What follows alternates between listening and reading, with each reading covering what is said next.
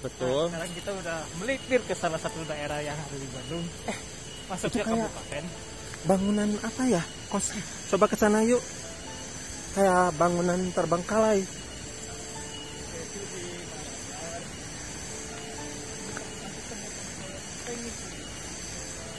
Ini pemirsa, ternyata ada bangunan terbengkalai. Kayak ini bangunan bekas rumah zaman Belanda ya dulu ya.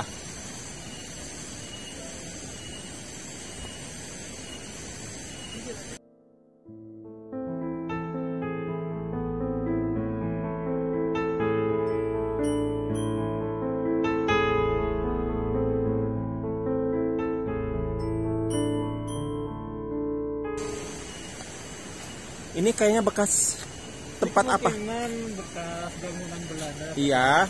Jadi kan dulunya ini kan tempat pekerjanya Radio Malabar. Ya. Nah, ini menurut kamu ini bekas apanya? Nah, ini. Kemungkinan kayak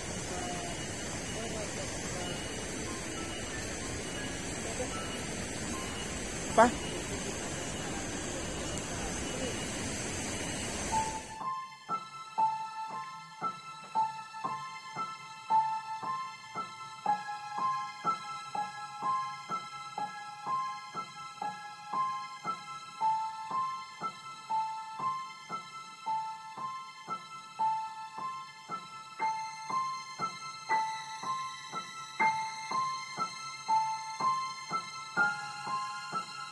Tapi di sini kayaknya pernah ada yang camping ya?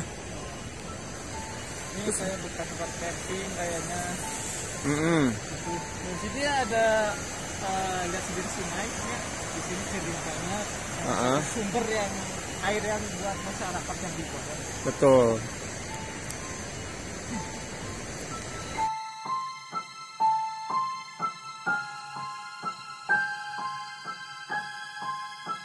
Ini bisa dibilang bangunan zaman Belanda pastinya.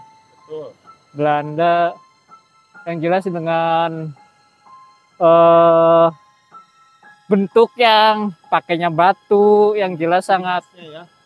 Kenapa pakai batu ya? Tahu sendirilah daerahnya kan daerah pegunungan, nggak mungkin nyari batu patah ataupun apa, pasti memakai yang ada di alam sekitar gitu, kayak gitu. Ya, it's okay sih. Kita tahun berapa ini? Mungkin pas zaman Bandung Lautan Api ya meledaknya. Dulu waktu di bom sama pemerintah Indonesia. Yang jelas waktu ada peristiwa Bandung Lautan Api, yang jelas pasti kena efeknya juga karena kan ini kan salah satu tempat orang-orang Belanda khususnya yang buat yang kerja di pemancar radio kan yang namanya info ataupun berita-berita itu sangat dibutuhkan banget gitu di sini gitu. Kayak ini gitu. batu apa ini ya? Ada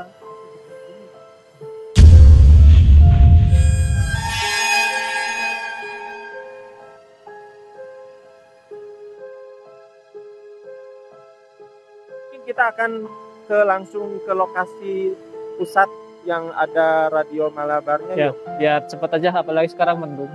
Soalnya waktunya pun udaranya kebetulan Sejuk, dan berangin. gelap ya. Ya. Tentu. Ini banyak semak belukar ya, kebayang. Ini zaman dulunya berbentuk rumah gede kayaknya ya. Ya, pastinya bangunan. Bangun ini megah dan tahu lah bangun kuno. Warga Belanda itu seperti gimana ya. Dan Ya, kebayang benar. masih gede banget Benar. rumahnya. Sayang banget ya. Dihancurin sebabnya ini lantainya kebayang tuh. Marmer. Ya ini kan lantainya. Ini lantai. Ini pintu masuk. Nah itu pintu ke sana. Yang jelas ini lantai. Ya, ini bukan ini. Nah ini nggak tahu. Tangga. Ini tangga tuh. Ini tangga.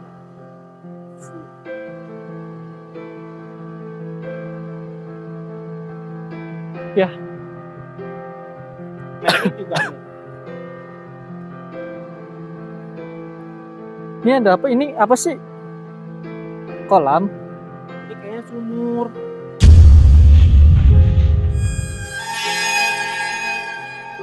Oh, kayaknya mah ini Oh, di iya bawah. benar. Kayak Kayak bawah tanah ya. ya kayak bunker, sejenis bunker harusnya. Serem banget. Harus hati-hati loh kalau gelap. Itu orang nggak tahu, benar nggak sih? Mah sieun oraya. Enggak, itu kalau orang nggak gelap misalkan masuk ke situ gimana coba?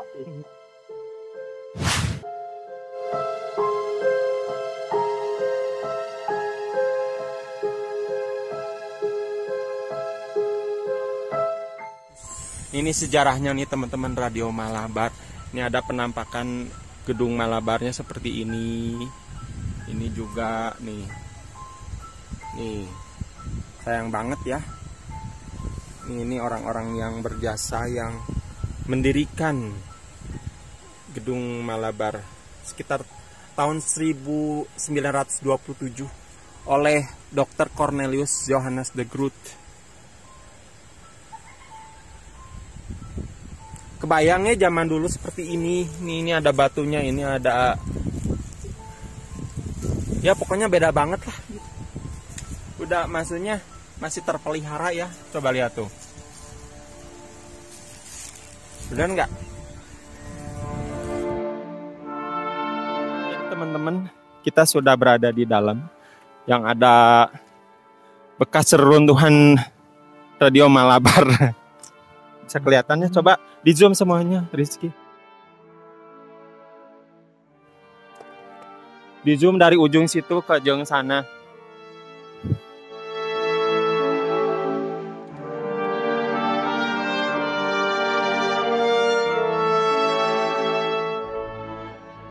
Pada proses pendiriannya, radio ini pertama kali dipimpin oleh seorang teknisi dari Belanda bernama Cornelius Johannes de Groot.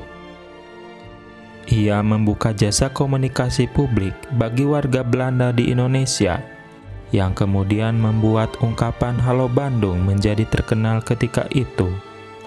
Apa yang telah dicapai oleh Radio Malabar pada waktu itu merupakan sebuah prestasi tersendiri yang patut dicatat oleh sejarah perkembangan radio dunia. Dengan semua kemampuan yang ada pada Radio Malabar saat itu, komunikasi ke Belanda berhasil dilakukan.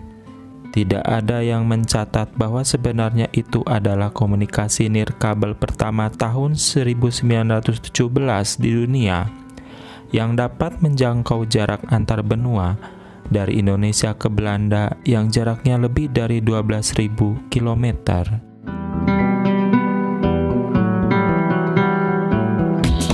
Di antara puing-puing bangunan itu, ada beberapa nama yang dahulunya bertugas menjalankan pemancar tersebut, seperti Mr. Han Mukey, Mr. Nelan, Mr. Valaken, Mr. Bigman, Mr. Hodgkey, Insinyur Ong Keh Kong, serta masyarakat setempat.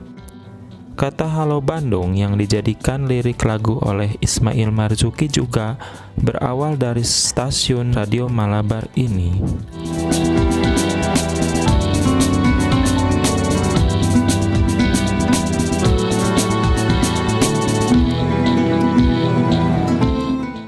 Kawasan Radio Malabar ini ditemukan seorang penduduk, Utai Muhtar, setelah bertahun-tahun tidak ada yang mengetahuinya. Saat ditemukan bangunan stasiun radio itu tinggal puing-puing, diperkirakan akibat serangan yang dilakukan Jepang untuk merebut kekuasaan Belanda.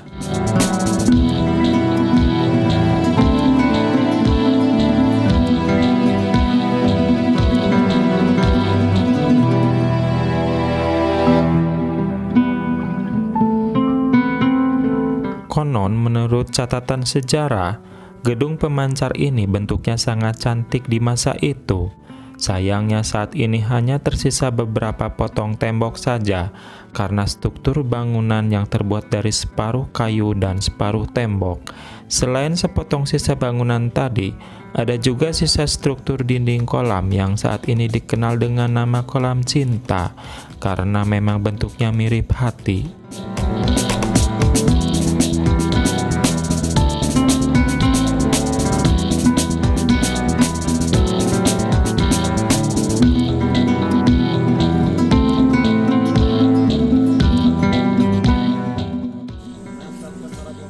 dibangun pertama kali tahun 1916.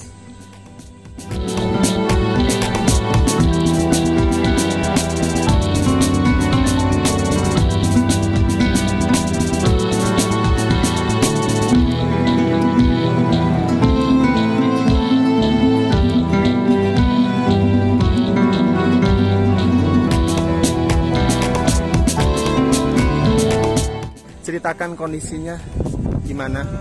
Dari dia bangunan ini pasti zaman dulu bangunannya besar banget. Karena Iya. ini ukuran 1, 2, 3. Betul. Ada berada 1, 2, 3, 4, 5. Ya. Ini kelihatan satu lagi. Iya. Ditambah lagi di belakang. Ah.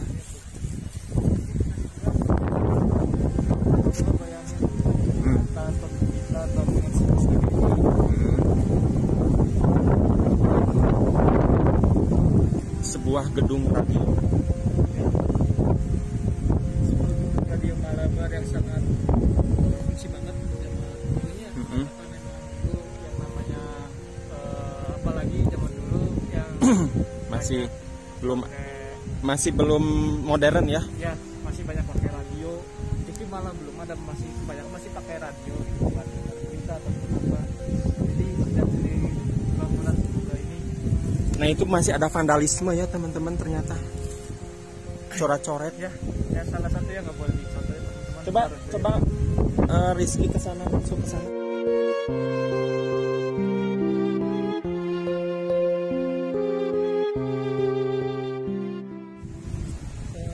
Yang jelas kayak mau udah pasti rumah yang atau kayak pasti ya yang kayak mirip. Nah ini mesin-mesinnya di dalam mungkin ya.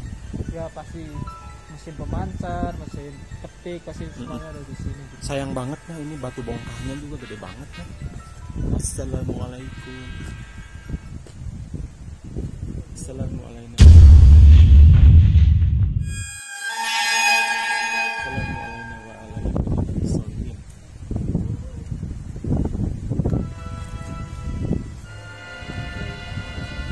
Kalau ke sana juga masih ada ternyata tuh bekas reruntuhannya.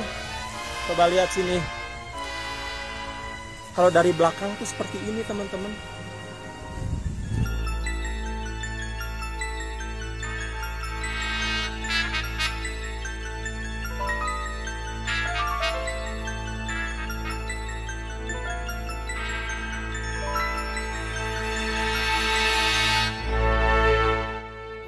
Kalau sebelum dihancurin ya, benar nggak?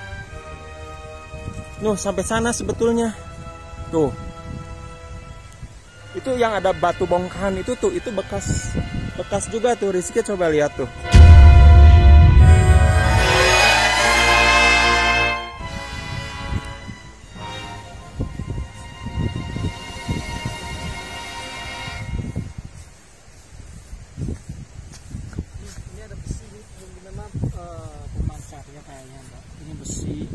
Ada besi sama tower ataupun apa.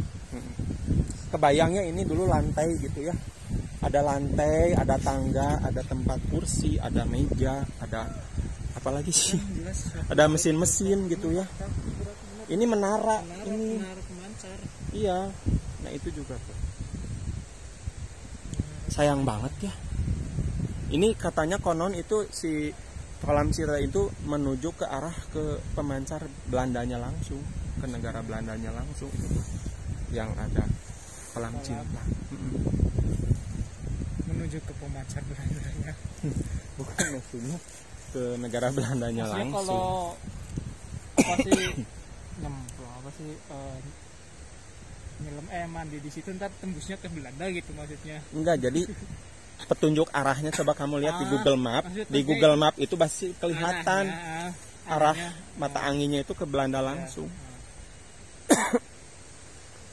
Ini adalah Gunung Malabar ya. Jadi nih yang kita lihat dari kejauhan ini Malabar. Dulu di sini ada pemancarnya 2. Nah, bekas radio ini ada pemancarnya melingkar dari sini. Kebayangnya. Terus sekarang udah nggak ada gitu. Kebayang.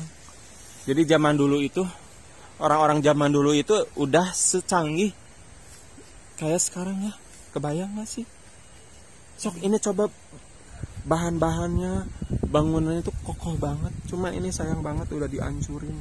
Coba kalau nggak dihancurin mungkin ini udah jadi apa ya? Udah banyak yang datang. Benar nggak?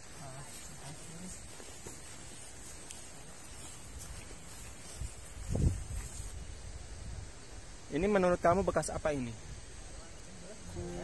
Hah? Bangunan tuh bangunan apa? Apakah buat tempat duduk? Apa buat kamar tidur?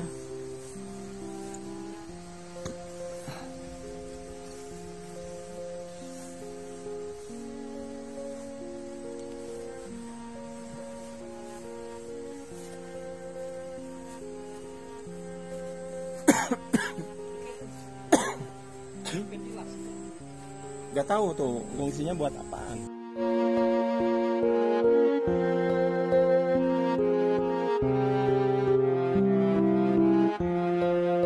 Teman-teman, mungkin sekarang udah mulai maghrib. Kita akan teruskan ke rumah-rumah yang terbengkalai di sebelah sana. Jangan lupa sampai ketemu nanti di bawah ya. Yuk.